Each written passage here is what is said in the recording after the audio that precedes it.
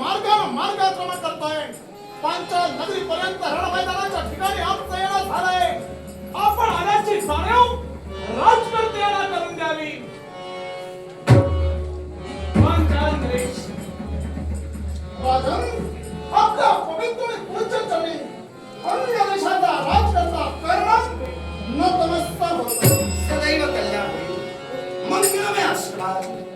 आश्चर्य वाटलं. कोण गोष्टीचं? आपली ओळखी आपण मला करून दिला. हा अंग देशाचे राजकर्ते अंगराज कर्ण बरोबर. आपण आणि या पांचाल नगरीत कसे का याच्या मुळाशी कारण तुम्ही स्पष्ट आहात. होईल का? स्पष्ट केल्या व्यतिरिक्त जाणारच नाही. जाऊच नका. जाणारच स्पष्ट नाहीये. करायच चला. आणि इथं आलोय ना, उद्देश पूर्ण करेल त्याच वेळी तू जाईल एवढं. म्हणजे तुमच्या मनात उद्देश निर्माण झाला. साहजिक. तो उद्देश या पांचाल नगराच्या या रणभूमीत सफल करून तुम्ही जाणार आहात. होय. बोलण्यावरून कृतीवरून हालचालीवरून मला स्पष्ट दिसतंय तुम्ही सुद्धा माझ्या मनात द्वेष निर्माण करून आलेला आहात. आणि तोच द्वेष. मला तुमच्या मुखातून ऐकायचं आहे द्रुपदानं काय तुमचं वैयक्तिक घोडं मारलं, काय तुमचं अनहित केलं म्हणून माझ्याबद्दल तुमच्या मनात द्वेष निर्माण झाला. आज कर्ण तुमच्या समोर उभा राहिलाय. वीर स्त्रीला उभा राहिला याच्या मुळाशी कारण काय असेल तर गुरु होय. आणि गुरु माझ्या जीवनात सर्वश्रेष्ठ मानूनच आज तुमच्या समोर मी वैर्य नात्यानं उभा राहिलोय. गुरु होय. गुरु सर्वश्रेष्ठ म्हणून माझ्या नेत्रासमोर योग्य आहे. बोलण्याचा अर्थ सरळ आणि स्पष्ट शब्दात एकच तुमचे मित्र गुरु द्रोणाचार्य यांच्याच आदेशानुसार तुमच्यापर्यंत येण्यासाठी कर्ण तत्पर झालाय. आदेश दिला गेला होय. आणि तो आदेश पाळण्यासाठी कर्ण आपण माझ्या नेत्रासमोर आदेश ऐकूया. एकच राजकर्ते यावा. राजकर्ते तुमच्या नाव बंदिस्त करावा आणि आपल्या चरणापर्यंत घेऊन द्यावं. ही काय असेल तर माझ्या गुरुनं आतापर्यंत दिलेलं मला ज्ञान आणि त्या ज्ञानाला देणारी ही गुरुदक्षिणा होय. आणि या गुरुदक्षिणेमुळेच हा कर्ण इथपर्यंत आलाय. कर्णराज बोला. तुमच्या मुखातून निघणाऱ्या शब्दांनी अचंबा वाटतोय. कुठल्या गोष्टी? मुखातून निघणाऱ्या शब्दांनी आश्चर्य वाटतंय. आश्चर्य. तुमच्या गुरुनं म्हणे तुम्हाला आज्ञा केली. तुमच्या गुरुला गुरु दक्षिणा मिळवून देण्यासाठी तुम्ही मला चित करण्यासाठी आला तसं आता तुम्ही बोलून मोकळे झाला. बरोबर. मग मला आधी सांगा काय? गुरु द्रोणाचार्यांना तुम्ही जर द्रोणांना तुमच्या जीवनात गुरुचं जर स्थान दिलात तर आम्हाला ऐकून माहीत आहे काय? एका सूत पुत्राला मी विद्या देणार नाही. एका सूत पुत्राला मी माझा शिष्य बनवून घेणार नाही. हे शब्द द्रोणांचेच होते ना? योग्य आहे फक्त खिलार. होय की नाही तेवढं सांगा. योग्य आहे खिलार. होय की नाही तेवढं सांगा. मी योग्यच आहे म्हणून मांडलेलं आहे. होय की नाही? साऱ्या गोष्टी योग्य आहेत म्हणून सांगणाऱ्यातला नव्हे. मग अयोग्य ही गोष्ट अयोग्य आहे का? मी अयोग्य बोललो. मग ऐकलात ते सत्य हे काय होतं? ऐकलात ते सत्य उत्तर दिलंय. ऐकलात तुम्ही ते सत्य मग आहे. मी जे ऐक- तुम्ही तिथं पाहायला आला होता. मग मी जे ऐकलेलं सत्य आहे हा. तर गुरु द्रोणाचार्य तुझे गुरु होते हे विधान सत्य आहे होय किंवा नाही म्हणायला तुला काय अडचण आहे? मग तुम्हाला त्यातून स्पष्ट झालं नाही. मला स्पष्ट झालं किंवा नाही याविषयी बाजूचा तुला बोलायला गुरुचं नाव घ्यायला काय होतंय का? गुरुचं नाव घ्यायला जड असताना पण एकदा गुरु उपदेश मग तू मागे काय राहतोय? समाधी राहिलाच मला नसता. होय किंवा नाही तेवढं सांग. द्रोणाचार्य तुझे गुरु होय की नाही? उत्तर मिळालं ना? नाही अजून मिळालं. होय तर होय म्हण नाही तर नाही. तुम्हाला जर का तसंच उत्तर तुमच्या उद्देशानं हवं असेल तुमच्या उद्देशानं उत्तर देतो. गुरु द्रोणाचार्य हे माझे गुरु आहेत. आता जागेवर आलास. जागेवर म्हणजे अजून जागेवरच आहे. जागा सोडली नाहीये. आता तुझी जागा तुला कशी सोडायला लावली? बोला. तर गुरु द्रोणाचार्य तुझे गुरु आहे. हा. तर गुरु द्रोणांनी एका सूत पुत्राला मी विद्या देणार नाही हे शब्द बाहेर काढले आणि तुला त्यांनी शिक्षा देण्यासाठी नाकारलं. तेव्हा महेंद्र पर्वतावर तुझं जाणं झालं आणि भार्गवरावांकडून म्हणजे परशुरामांकडून तू विद्या घेतली होतीस. हे विधान सत्य की असत्य? सत्य. मग हे जर विधान सत्य आहे तर नेमके गुरु केलेस किती? नाही आतापर्यंत तुझा कसं? नक्की गुरु कोण? अरे प्रत्येक क्षणाक्षणी माणसानं आपलं पाऊल टाकत असते वेळी गुरु करतच जावे आणि त्याच मार्गाला गुरु करायचे म्हणून द्रोणांना सोडून हा करणं म्हणून द्रोणांना सोडून तिकडे गेलास की काय? उद्देश ऐकून घ्या सांगा. का गेलो याच्या मूळचं कारणही मी तुम्हाला कारण मुळात तुला सांगा म्हणजे मला प्रश्न करायला काही नको. प्रश्न करायला देणार बघूया नाहीये. किती मुळापर्यंत गेलात तुम्ही. का गेलो हे तुम्हाला सांगतो सांगा.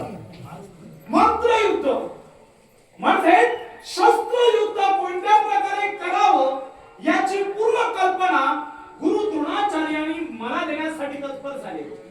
पण ज्यावेळी वेळ आली की अस्त्र कोणत्या प्रकारे सोडावं याची कल्पना देण्याची ज्यावेळी वेळ आली त्याच वेळी त्यांनी नाकारिलं. पूर्ण योद्धा होण्याची इच्छा आमची असल्या कारणास्तव त्याच क्षणी तिथून त्याग केला आणि मैनगिरी पर्वतापर्यंत आमचं जाणं झालं आणि आम्ही तुम्हाला दुसरे गुरु केले तेच म्हणजे भार्गव गुरु. मग करणाराच जर द्रोणांनी तुमच्या मतानुसार तुम्हाला शस्त्रविद्या शिकवली असं तुम्ही म्हणता, हो. कारण तुम्हाला शिकवली की नाही हे पाहायला त्या आश्रमात मी तरी नव्हतो. मी सांगतोय ते ऐकावंच लागतं मग तुम्ही सांगितलं ते मी ऐकून मान्य करू मग नका. तुम्ही आता असं बोलू नका, मान्य करावं लागतं. मी तुम्हाला काय सूचित केलं? काय? जर शस्त्रविद्या द्रोणांनी तुम्हाला शिकवली तर हे तुमचं विधान मी मान्य करून गृहीत धरून चालतोय. गृहीत म्हणजे संशय येतोय. संशय आहेच. संशय कशाचा? संशय आहे. संशय कशाचा? जर एखादा शिष्य एखाद्या गुरुकडून पूर्णत्वाचा आशीर्वाद घेण्याआधीच म्हणजे अर्धवट विद्या घेऊन गुरु दक्षिणेसाठी जर माझ्या समोर उभा राहतोय तर एकतर शिष्य तरी अर्धवट आहे नाहीतर गुरु तरी स्वार्थी आहे. ऐक, माझं बोलून झालेलं नाही. तू तुझं मत जे मांडलंस ते मी स्पष्टपणे तुझं ऐकून घेतलं. आता मलाही संधी दे माझं मत मांडण्याची. बोला. विश्वाच्या पाठीवर गुरुनं प्रबोध निर्मळ करायचा असतो. अर्थात निर्मळ प्रबोध करणारा गुरु या गुरुच्या चरणापाशी शिष्य आपली माथा सदैव ठेवतो. अर्थात गुरुनं शिष्याचा अंगीकार केल्यानंतर गुरुनं आपल्या अंतःकरणात संकोच बाळगायचा नसतो ज्ञानार्जन करत असताना. मग जर द्रोणांनी तुझं शिष्यत्व तुझं गुरुत्व स्वीकारलं होतं, तू त्यांचा शिष्य आणि ते तुमचे गुरु हे नातं जर तुमचं होतं तर प्रश्न माझ्या मनात असा निर्माण होतोय त्यांनी तुला विद्या देण्याचं अर्ध्यावरती का नाकारलं? आणि जर नाकारलं तर अर्ध्यावरून विद्या जर तू भार्गव परशुरामांकडून जर घेतलीस तर गुरु दक्षिणेसाठी तू पुढे येणं हा तुझा मूर्खपणा आहे. तेव्हा सुखासुखी मरण्यापेक्षा तू हळूहळू मागे जा. तुम्ही सहज बोलून गेलात. प्रबोध निर्मळ न करी ऐसा गुरु कशाला, गुरुपदी निष्ठा न धरी ऐसा शिष्य कशाला.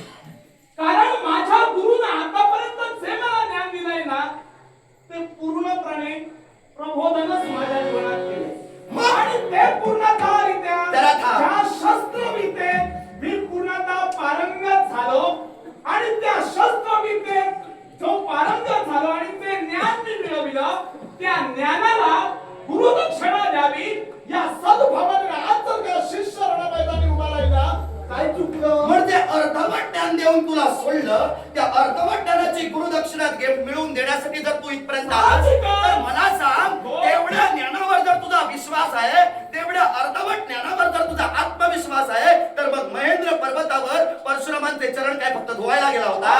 मी तुला सांगतोय राजा, मी तुम्हाला सांगतोय काय चरण धुवायला गेलो होतो. ऐकून घ्या, चरण धुवायला गेलो होतो. तुला दुसरा गुरु करावा लागला तिथं या गुरुच्या गुरुदक्षिणेसाठी तू पुढे येणं हे विधानाने मला मान्य नाही. दुसरी गोष्ट भार्गव परशुरामांनी तुला विद्या दिली, पण विद्या ही कोणत्या स्वरूपात दिली होती तर तू ब्राह्मण स्वरूपात तिथं गेला होतास. मग मला सांग आपलं खरं स्वरूप लपवून ब्राह्मण वेशात भार्गव परशुरामांची फसवणूक करून जी विद्या तू घेतलीस ही विद्या तुझ्या कामी येणार नाही हा माझा थेट वक्तव्याचा मुद्दा तुझ्या समोर उपस्थित करतोय. याच्या मुळाशी कारण आहे.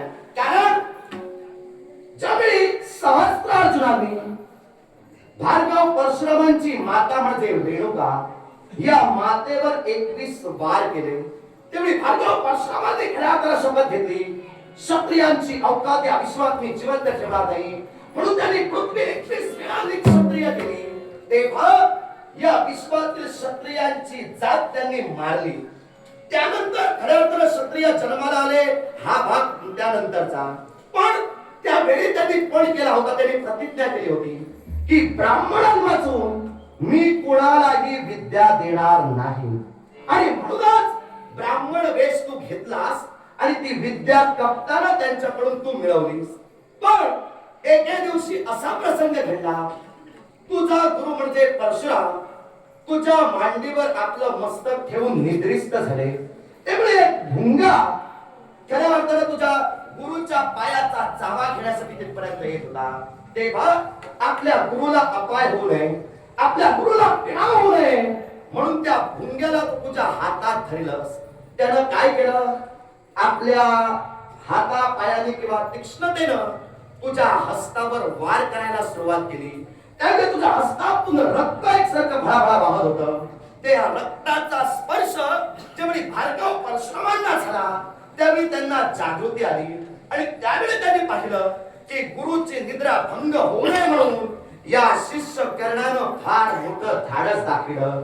पण हे कृत्य एक ब्राह्मण करू शकत नाही, कारण ब्राह्मणाची सहनशीलता आणि क्षत्रियाची सहनशीलता यात फरक आहे.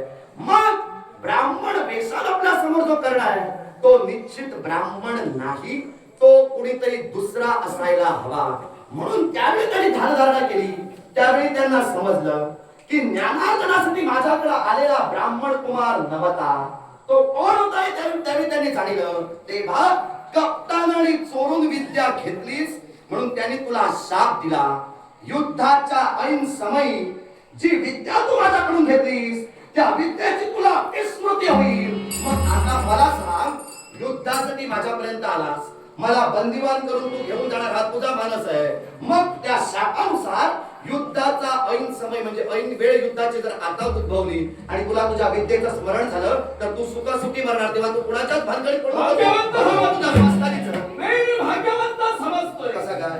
गुरुसाठी जर का मला मरण आलं असेल ना, मरायला मी तयार आहे. म्हणजे त्याच बरोबर एका शापिष्ट राजकर्त्यानं जर का तुमचा शेवट घेतला तर तुमच्या विद्येचं काय? मग एका शापिष्टानं जर माझ्या विद्येचा वेध घेतला म्हणजे तुझ्याकडून जर मी मेलो तर गुरुदक्षिणा तू तुझ्या गुरुला दिलीच असा भाग होईल. आता तुला तुझाच प्रश्न उलटा करून विचारतोय, जर माझ्याकडून तुम्ही असता तुझं पुढचं कसं काय? मी भाग्यवंत समजतोय ना. मग काय सांगतो मी भाग्यवंत का समजतो तर माझ्या गुरुसाठी मेलो. मग गुरुसाठी जर मेलो हे शब्द तुझ्या मुखातून बाहेर पडतायत आणि गुरुसाठी ज्या गुरुनं तुला अर्ध्यावरून लाथाडलं त्याच्यासाठी जर मरणाचे खऱ्या अर्थानं डोहाळे तुला आठवून जरी पाहिला असशील तर मी सुद्धा भाग्यवान समजतो. रणांगणात लढता लढता मेलो. आणि हे जर का तुला भाग्यवंताचे डोहाळे तर काय टाळले असतील पूर्ण करण्यासाठी हा कर्ण आज तुमच्या नजरेसमोर मावळतो दिसतो. अग्रराज कर्ण, तू माझ्या नेत्रासमोर उभा आहेस, तुझ्या नेत्रातील आरक्तता मला दिसते.